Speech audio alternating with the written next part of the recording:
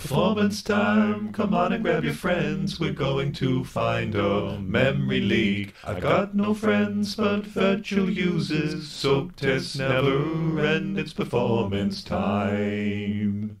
Welcome back to Performance Time. I'm Stephen Townsend, and this is the podcast about site reliability and human beings. I've just finished my second week as a site reliability engineer, and it's going well so far. I've been continuing to learn about various tools and technologies, and we have our first two engagements on the horizon. The first is inspired by GitHub's The Good Day project, where they went and collected analytics and did an investigation into what makes a good day for a developer or anyone working in technology within GitHub. We want to do something similar in our organization, and as part of that, I'll be learning significantly about AWS, which is something I have some exposure to, but not as much as Microsoft Azure, which I've worked on a lot more in the past. I think this project is particularly timely at the moment. A lot of people are really struggling due to the pandemic and working from home and lockdown. And there is, I don't know if you've heard the term, the Great Resignation. There are apparently people all over the world changing jobs at the moment. And so it's really important that organizations understand the conditions in which staff feel happy and comfortable and productive in their work. The other engagement we're looking to start is to essentially, for myself and the other SRE in the team, to go and work as operations engineer for a team who manages quite a large containerized platform using Docker and Kubernetes. So that'll be a great experience to have real operational experience, which I don't have. I've only ever worked as a performance engineer. So I think it's pretty important. I have to have that experience to have confidence in the things that I'm saying and trying to do. Today, I want to talk about something I've only just come into contact with, which is the 4 golden signals.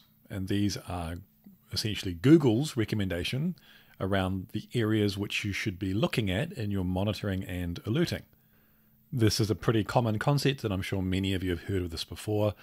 But the 4 golden signals are latency, which is how long a service takes, errors, so both the volume of errors and also the detail of those errors as well, traffic, which is the load on a service, and saturation, which could be either at a hardware or a software level. It's how utilized a component is. Before I go into any more detail about that, let's think about why we would want something like the 4 golden signals. Ultimately, it's about answering the question, what do I look at? What should I be monitoring or alerting on to make sure that my platform is up and running, is reliable? This has become more important over time to track these things because of the pace at which we deliver software these days. That's what observability is all about. As part of my New Relic training last week, there was this quote from one of the presenters that the faster that your business goes, the more instrumentation you need in your software. Another quote was, instrumentation needs to be part of the writing of software. It's not something you can do after the fact. It's not optional if you want to move fast in the modern world. So obviously this is important stuff. So we need to do it, but what do we monitor? And that's where the golden signals comes in. Now, it reminds me a lot of when I was working as a performance tester or performance engineer, and I needed to monitor some hardware. And for me, I always had the 4 hardware categories, which were CPU, memory, network, and disk. They're just a starting point, an indication, high-level categories. There's nuance within that, but it gets you over the start line. And I think that's what the 4 golden signals do as well. So let's go into a little bit more detail about each of these signals or areas to be looking at. The first one, as I mentioned, is latency. So this is the time it takes to service a request. Now, Google recommends that you distinguish the difference between how long successful requests take and those that fail. That's important information to be able to separate that out, because often failures are either very, very quick because no processing occurs, or they're very, very slow because of a timeout or a delay somewhere along the chain. I think it is misleading to just say, hey, I'm going to monitor latency. The latency of what is the next question. I don't think it's particularly useful, and this is me as a person who hasn't worked as an SRE yet, thinking that looking at the overall latency of every request on an entire application might provide you an indication of some global catastrophic issue, but you need to be able to separate that out as well and say, how long are particularly important business critical operations taking? And being able to differentiate those based on different products or business lines or whatever is important to you. Also being able to take the latency at different points within a solution. For example, you might have a digital website which in the back end calls 10 different systems in a big chain. Now you want to know how long it's taking, what the latency is at each step of that process, not just how long it takes at the front end. Otherwise, you're not going to be able to diagnose and remediate issues quickly. Just like with performance engineering, anything to do with latency, I'm guessing it's important which metric you take as well, and think about things such as sampling intervals, sample size, so that your numbers are meaningful.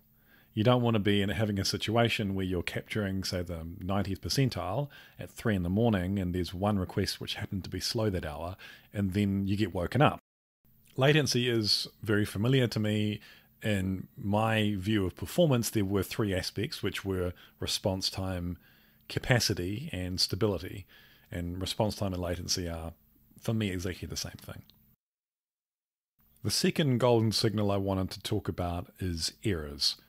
So that is the rate at which requests are failing within your platform. Now, of course, you'll want to differentiate different kinds of requests based on what's important to your business and your customers. And you also need to categorize between what kind of error it is. There are explicit errors, like when you get a 500 error back. And then there are implicit or quiet errors that happen, so you get a 200 response, but actually the application logic has failed for some reason. Now, we've already talked about latency, but maybe one of your service level objectives is around the response time of a service. And if that SLO fails, that could be considered an error as well. Thinking about and reading about errors now reminds me of load test scripting and playback and how do you handle errors. Obviously, it was easy to handle if there was a 500 error coming back from a server. Obviously, something has failed and the load testing tool will out of the box deal with it. But often, most of the time in my experience, you get a 200 response, but there would be some application error in that response telling you what went wrong. So I'm imagining that in the world of SRE, monitoring errors will have that kind of learning curve and being able to understand what the patterns are within each application, what the symptoms are of an error, and how to identify what that error is. The third golden signal I wanted to mention is traffic. So this is how much demand is being placed on your system. So traffic for me is synonymous with workload in the world of performance engineering. The same kind of considerations apply, I believe. So that would be focusing on the workload on key APIs or services related to your core business and your customers, but also thinking about load on, say, an operation which just pulls static content versus an operation which makes changes to a database or reads from a disk. From what I've already seen from the monitoring platforms I've been looking at, you want to track the traffic coming into your platform or application, but you also want to track the traffic that you're placing downstream to downstream integrations.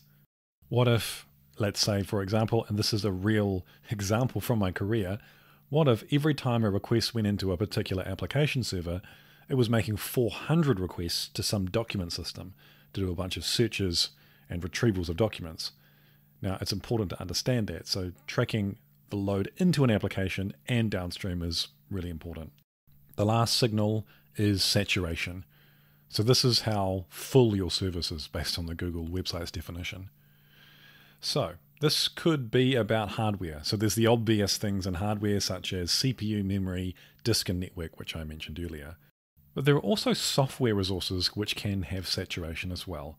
For example, the connection pool between an application and database server is an example of a resource which is finite and can be saturated. Or the heap memory within a JVM from a Java application is another example of something which can be saturated. Now, I'm talking about these things as if I know what I'm talking about, but I don't. I'm drawing on my experience as a performance engineer to try and make sense of these things. I'm really looking forward to the opportunity to put them into action in the real world. Everything I've talked about today is going to feed in really nicely into the topics I want to talk about next, which is the signal-to-noise ratio and how to pick out what information actually matters to you in your monitoring and your alerting, but also the difference between data that you need to be alerted on immediately because it needs action versus the data which needs to be easily accessible, say through dashboards or some other medium. And then there's the vast majority of data which people may need to go and find for an investigation, but it doesn't need to be summarized and presented every day. That's all from this week of Performance Time. I know I'm covering very basic stuff, but let's start from the beginning and see where it takes us. For everyone out there in lockdown because of COVID, like myself, look after yourself, take it easy, and I will catch you guys next week. This is Performance Time.